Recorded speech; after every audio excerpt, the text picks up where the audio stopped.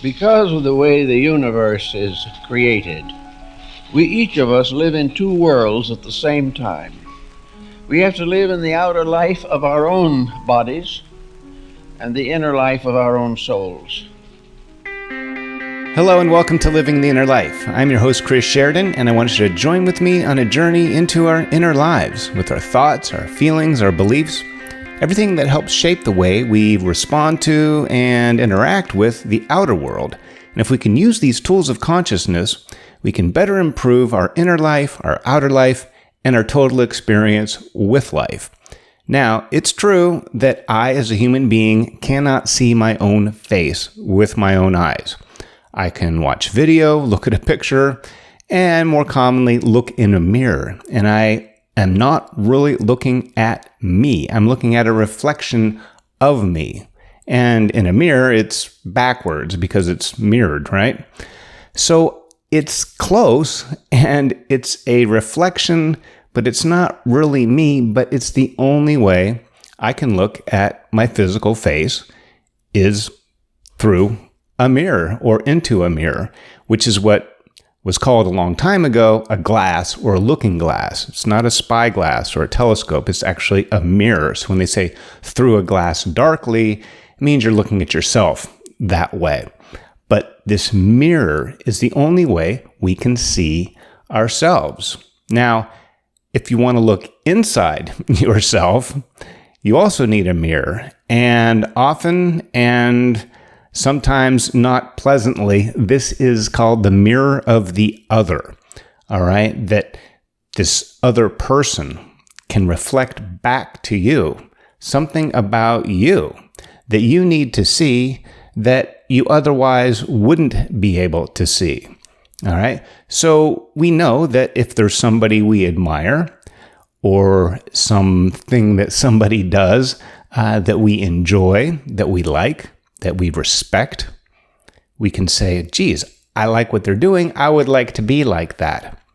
Now, it takes one to know one, so you probably wouldn't recognize those things in that person if you didn't have at least the seed of that within yourself, or maybe even something greater than a seed. Maybe actually that's something that you have consciously or unconsciously, or maybe you don't know the degree to which you have it, but maybe you have this good quality. All right? Because you can recognize it because you have that. And this is reflecting back to you. So when you see somebody else doing something you admire, you are actually recognizing that factor in yourself. Now, it's easy to see, well, this person is doing it so great, and I'm not doing it so well, so they're completely different. But they're really not. All right? You wouldn't see it in the other person if it wasn't in you, meaning it's being reflected back. Now, you've probably heard of the term psychological projection, and that's usually most talked about as being like a one-way, like you're throwing a pizza up against the wall, okay? That you are taking consciously, most likely unconsciously, taking some aspect of yourself, usually a shadow aspect or a negative trait, and you can throw it on the other person, and they may be guilty of the same thing, but you can say, aha, see what they're doing. All right, look over there. Don't look here. Look over there. Look at what they're doing. Now, they may be doing it 10 times worse as you if it's a negative trait, or 100 times worse. Doesn't matter. You are projecting what is going on inside of you onto the other person, all right? And when you see that reflected back, you're not sometimes registering that as a reflection. You're looking at that as an image, like, oh, that's that thing over there separate from me. But it's actually a mirror, okay? This mirror of the other. And the closer we get to a person emotionally, the closer and deeper we look into our own emotional state, if this indeed is a mirror. And it can be very frustrating. That's why it's very safe to keep people at a distance. not get too close, not get too emotionally involved. That's why I think a lot of relationships fail before they really have a chance to mature and to become something really greater than just two people trying to get along.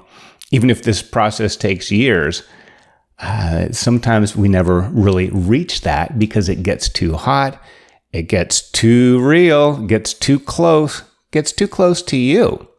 And you can say, oh, look at this person. I don't want that, and go away.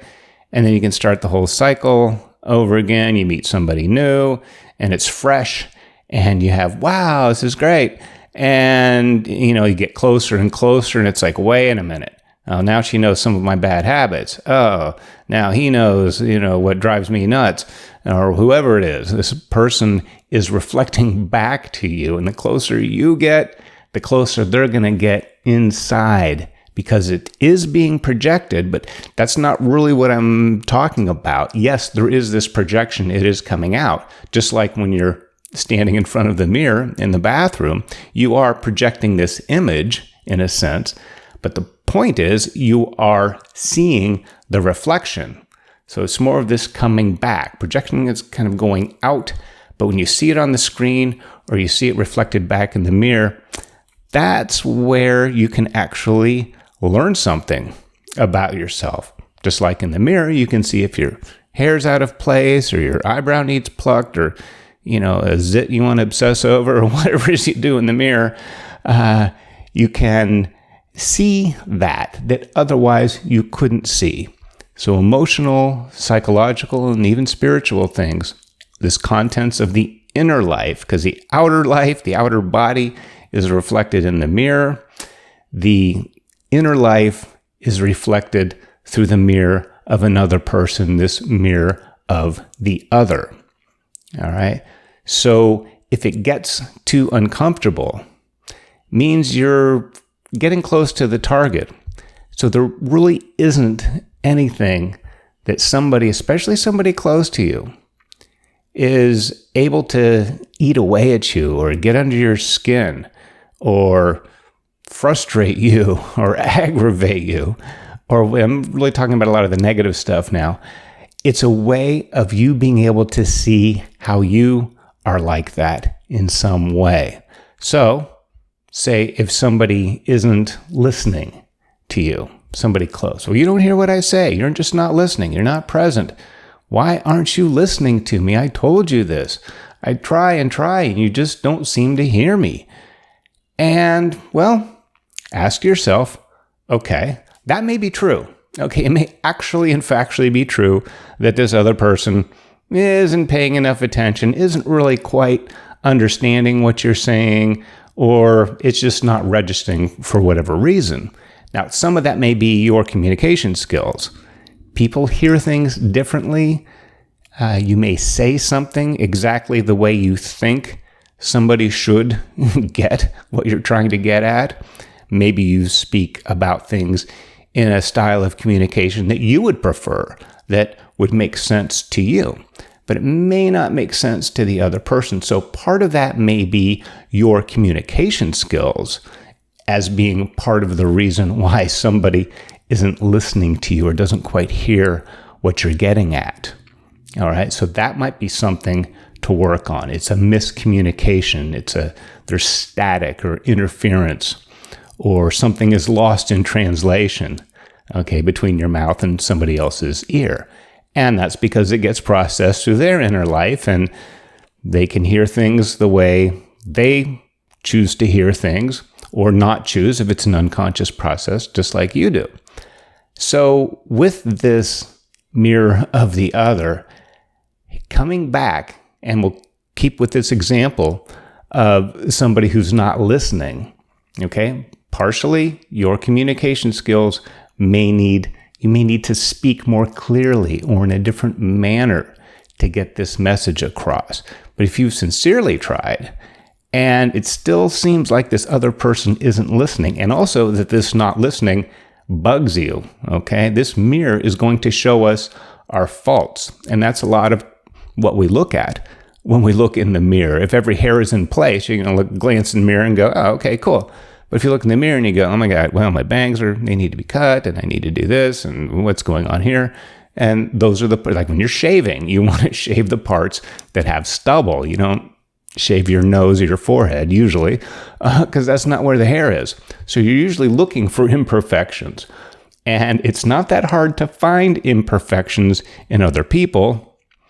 It's harder to accept them in ourselves.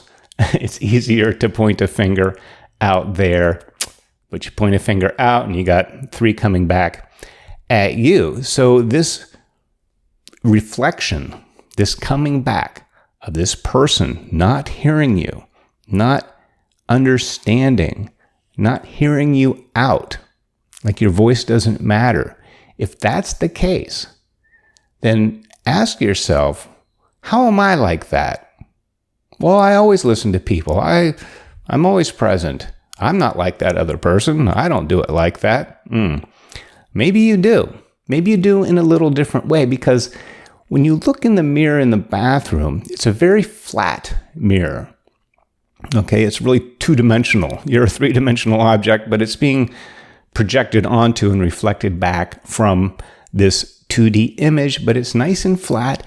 And it's you could look in the mirror and you could look at a picture of yourself and go, well, they're pretty similar. It's fairly true. At least the camera and the mirror in your eyes seem to register this thing much in the same way. But when you're talking about another person as being this mirror coming back to you, it's actually more like a circus mirror, okay? It's going to be warped. It's going to be twisted. It might be exaggerated. It might be minimized. It might be all of those things at once. There could be really just this crazy reflection coming back. That's why we don't recognize it. Because you look in the circus mirror, this distorted mirror, and you go, well, I think that's me, but that sure doesn't look like me. Just like with another person, okay? This reflection back is going to be crazy. It's going to be a little weird. And you may not recognize yourself. You may not see yourself, okay? Because it's not 100% you, but there is this reflection coming back. And this is where you can actually take this reflection and look at it. Try to see it for what it is. Try to see your part in it. Try to find what it is that you do with yourself, mostly, not with another person. If somebody else can't hear you or doesn't listen to you, and by listen, I don't mean obey, I mean cognitively accept and receive through your auditory process, hearing, that somebody's just not hearing you, that you maybe are not listening to part of yourself. Okay, and I think we're all guilty if it's a crime. It's really an abomination, but we all, in some ways, in some areas of our lives, aren't paying enough attention to ourselves, aren't listening to what we're saying, aren't honoring and being present enough with these internal messages to recognize them and to act on them. Now, a lot of this is in the body. A lot of the times we don't recognize, because we're either in denial or we're just not tuned in enough. Okay, well, a lot of us are externally motivated, fixated. This vision is going out there somewhere. We're looking here, looking there, not so much looking in. And we can miss things. We can get cues from our body, symptoms, physical things, emotional sensations, and we can say, well, I don't like that, and then just ignore it, or you can cover it up, you can deny it, you can mask it, you can get so involved with something else, you're just not paying attention to it. Now, I know that happens a lot with guys. I'm kind of generalizing here, but as far as symptoms, guys are less likely to go to the doctor if they've have a slight injury or there's something wrong. Honestly, I had a friend just not 2 weeks ago, had chest pains and shortness of breath, all these symptoms of a heart attack. Even called my brother and said, hey, my brother who had a heart attack years ago, said, I'm feeling this way and this way and that way. Should I be worried? And my brother's like, no, you should be worried. You should be on your way to the hospital right now. Okay. Took his advice. His girlfriend packed him up in the car, and they were on their way to the hospital, and somehow he convinced her to turn around and go back. Well, next day it got worse, and he actually did go to the hospital, and yes, it was true. He had had probably a couple heart attacks, relatively mild, went in, got a stent put in. He's okay now, thankfully, but that's how crazy we can be. And I'm not just picking on guys, girls do it too, but I'll take one for the team. Guys, we're pretty bad at that, and no exception here. We wait for things to get so bad before we act on them. It's not that we're not tuned in or concerned with our body. It's just that something happens between the body and the brain that says, oh, I'm going to tough it out, or, oh, that can't be me, or I don't know what. Yes, generally guys don't talk about their feelings as much, or they're not as involved with their body. So to make a short story endless, my friend is okay. And he was on the way to the hospital and convinced his girlfriend to turn him around and go back. So we can really deny these very obvious, sometimes very clear, very logical. There's nothing mystic about it. This is, if your heart is experiencing pain, well, you're experiencing that. You're not making it up. So what we can do is learn how to be a little more dialed into our bodies. If we are, we get so wrapped up in things. I know a lot of people do this when they're sitting at the desk all day. You're sitting crooked, or you're holding your arm like this, or you're mousing, you're leaning on your elbow and your chin onto your wrist. And, you do that for 3 or 4 hours, and you wonder why your jaw and your neck and your back hurts. Well, that's probably why, because you're so focused on something else, the work that's in front of you.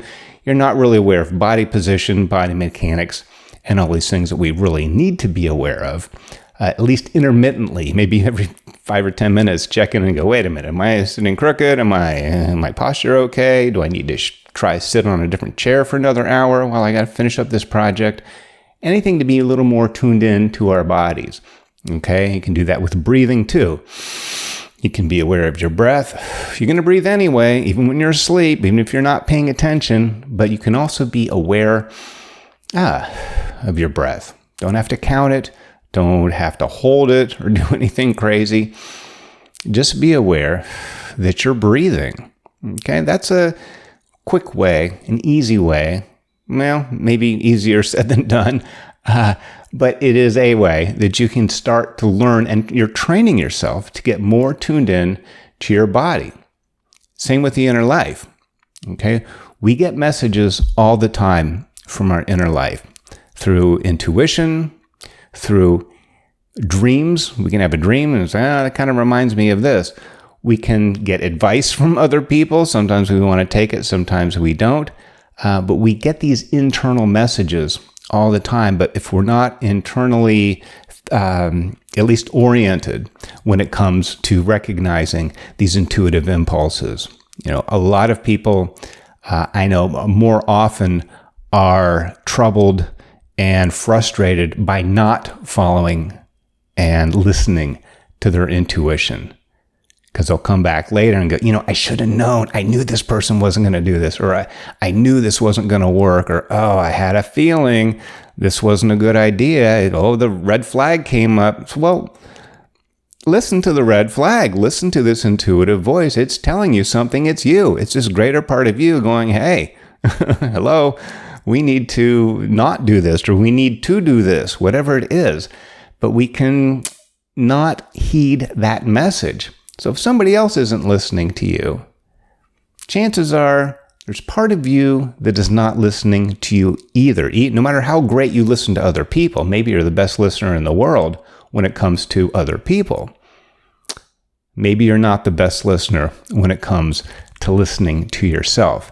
And since we don't recognize these symptoms in our body, since we don't hear and heed these intuitive impulses, these internal warnings, or sixth sense about something, then we get hit from the outside by another person through this mirror of the other. Okay, I think if we listened more carefully and were more tuned in to our bodies and our intuition, maybe this mirror of the other either wouldn't be needed, or most likely the reflection back is going to be a lot more favorable than it is when we see, oh my gosh, look at what that other person is doing. Why won't this person listen to me? Are you listening to yourself? Same with respect. If you're not getting the respect from other people at work, in relationship, then is there something you're not respecting about yourself? Some way you're not taking care of yourself, or whatever respect means to you, recognizing your good qualities. Are you downplaying your good qualities? Because if you are, don't expect other people to praise your qualities if you're not honoring them, recognizing them, and listening to them. Okay? It could be really with any aspect of your life. You can get this mirror from the other. It's a circus mirror. It's going to be weird. It's going to be distorted.